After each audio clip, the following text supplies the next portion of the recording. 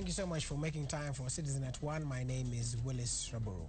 Our top story this hour: traders who have adjusted the prices of basic commodities exempted from taxation following the operationalization on the VAT law risk prosecution. This is a message from the National Treasury Cabinet Secretary Henry Rotich, who has now directed the Kenya Revenue Authority to pursue such traders and immediately subject them to the due process of the law. The directive comes amid an outcry from consumers who have urged the government to amend the law in order to cushion them from the high prices. Dennis Otieno has more details.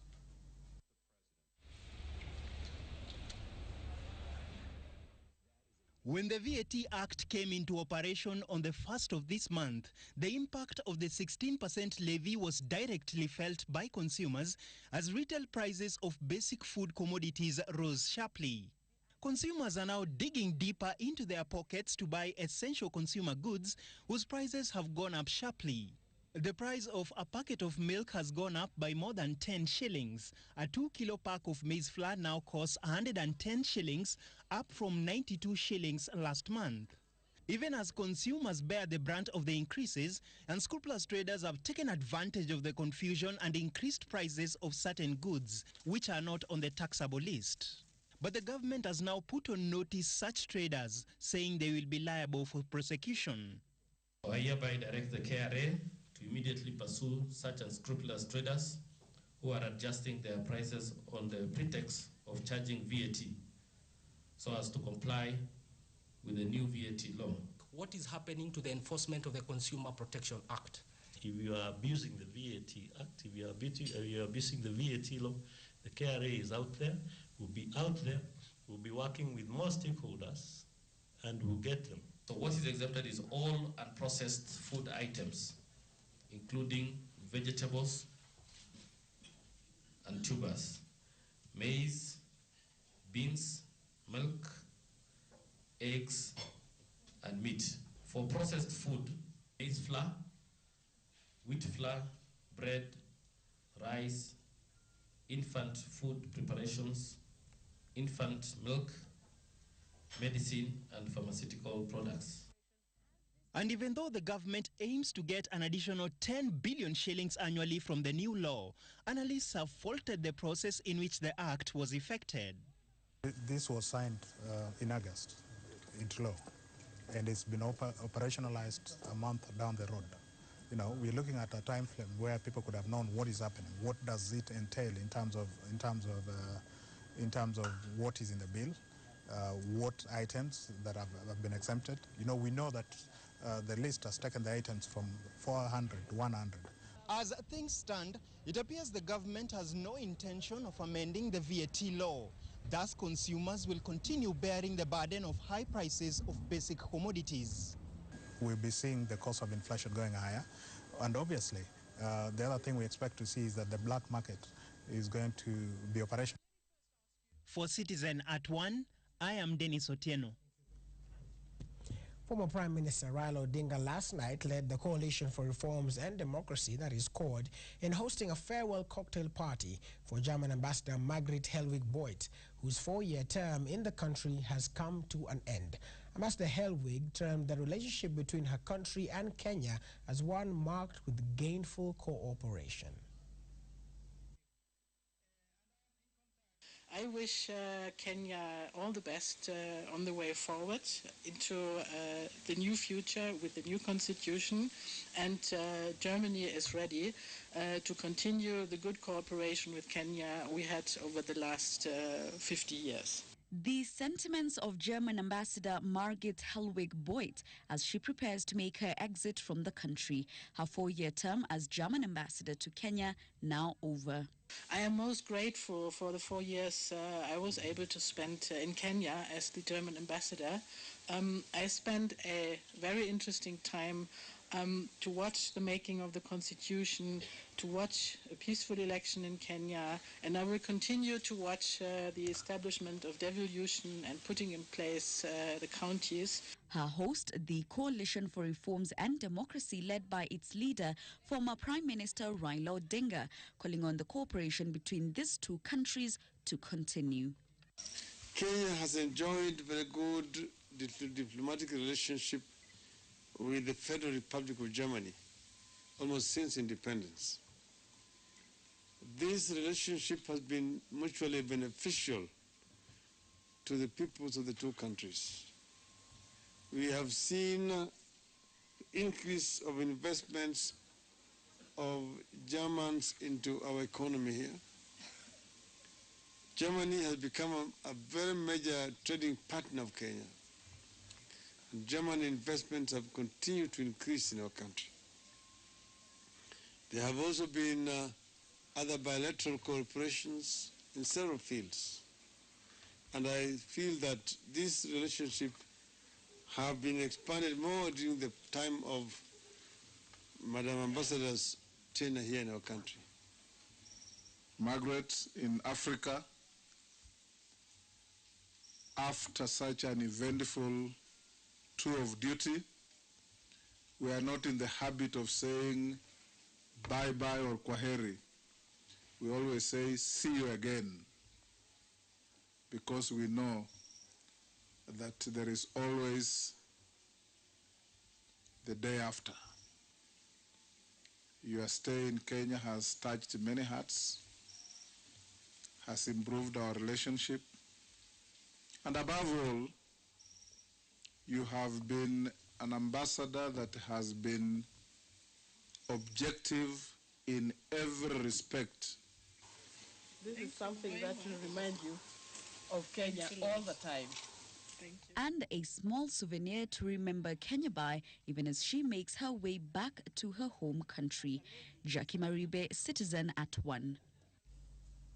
The High Court sitting in Kakamega has upheld the election of Wycliffe Oparanya as the governor of Kakamega County.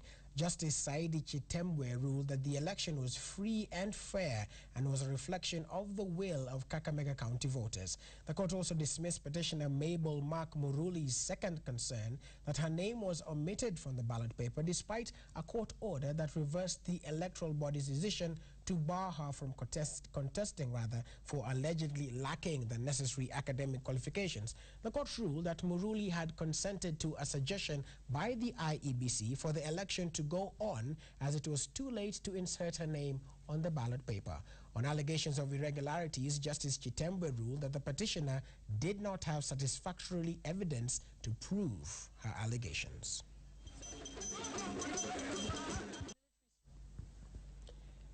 Now, the Kenya Wildlife Service has embarked on a mission to empower rangers who are risking their lives in the wild to save the dwindling population of elephants and rhinos. Speaking at the Tsavo National Park in Taita Taveta County, KWS Director William Kiprono called on Kenyans to join the war against poaching. Conservationists say the current trend in poaching is threatening elephant numbers in the country.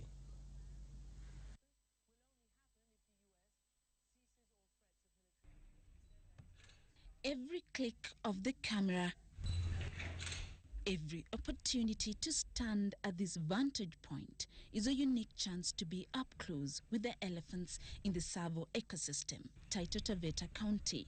But this, according to conservationists, will be history in the next 10 years if the current poaching trend continues.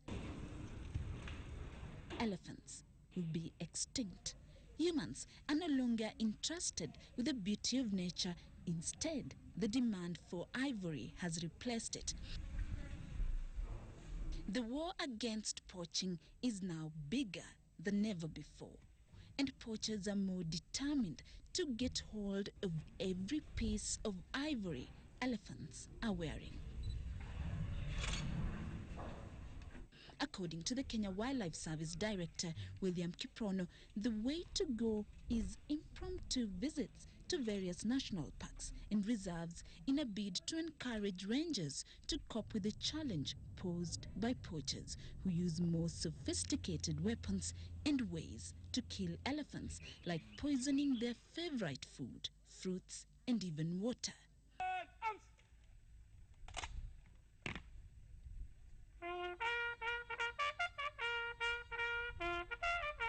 The officials traversed Tsavo West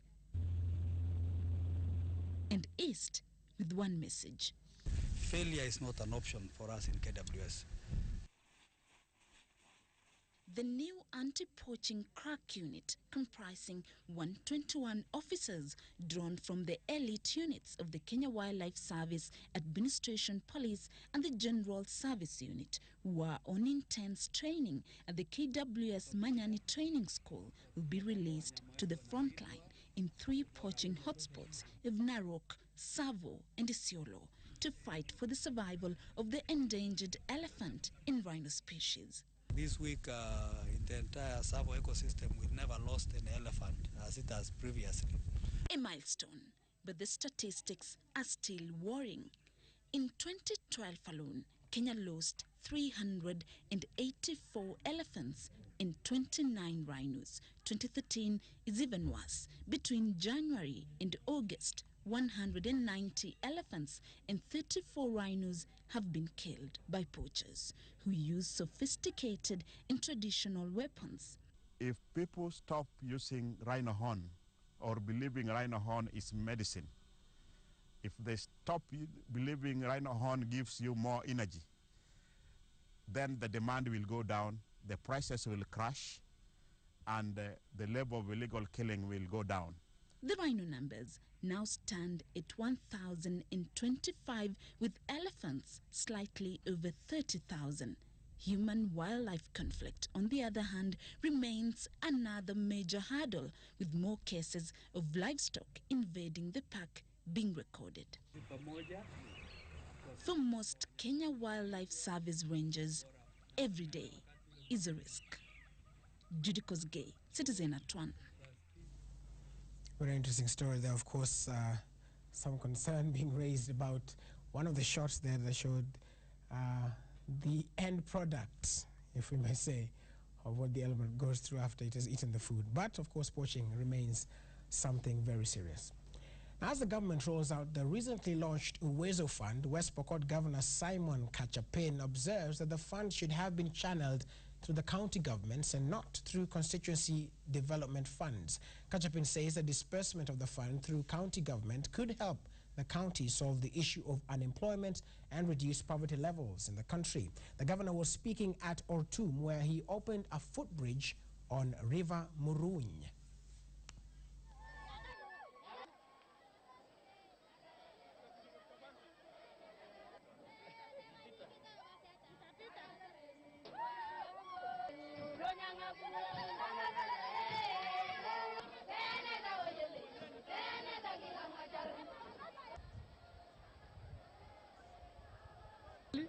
Tumekuwa na Youth Development Fund, Youth Enterprise Fund, Women Enterprise Fund, na wamekuwa wakitumia wabunge wale wametumia sasa.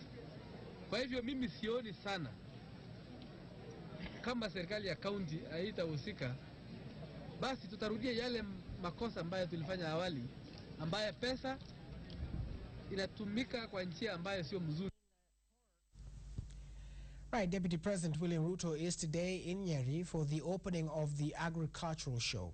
Now, Ruto made several stopovers in major towns along the way, where he thanked residents for their prayers with regards to the Hague trials facing him and President Uhuru Kenyatta, and reiterated that it was time to stop political sideshows and get down to work. The Deputy President is concerned that governors seem to be engrossed in the referendum quest that, according to him, has since been hijacked by rival coalition CORD instead of serving the public back in their counties. Sylvia Chebet has that story.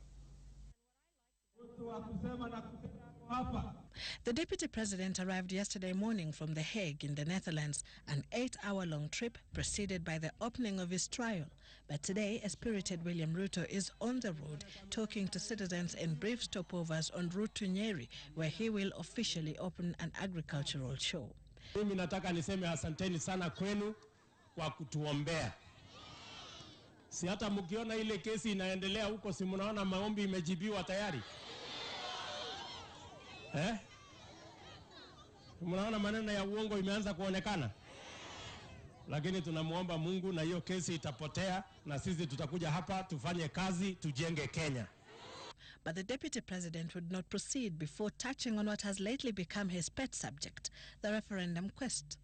Sasa ile maneno ya siasa tumemaliza, na hata ule mtu ya kitendawili tumemwambia awaachane na maneno ya siasa.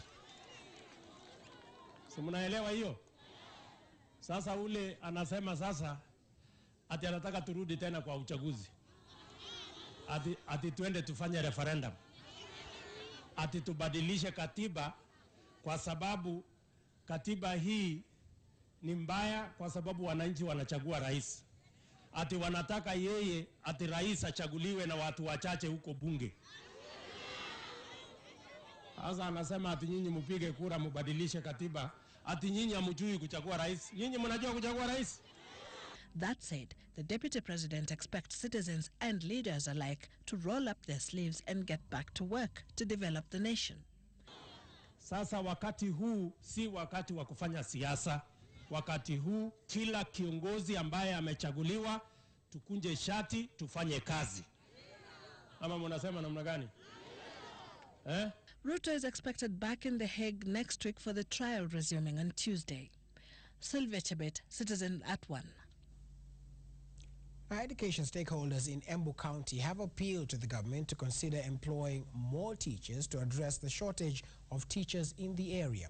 Led by Embu University College Principal Professor Daniel Mugendi, they said more teachers should be recruited urgently if the county is to achieve quality results. The Don, who was speaking during the Embu West District Education Day at St. Mary's Kiangima Secondary School, also called for equitable recruitment of qualified applicants for teaching positions in every part of the county, irrespective of their place of origin.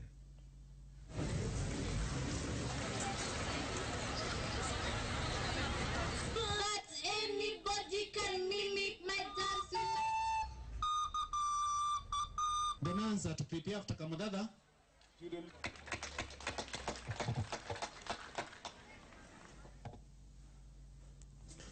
All right, time now for a short break, but we will return with business, find out how the shilling was behaving in the money market, and of course, sports. Stay with Citizen at 1.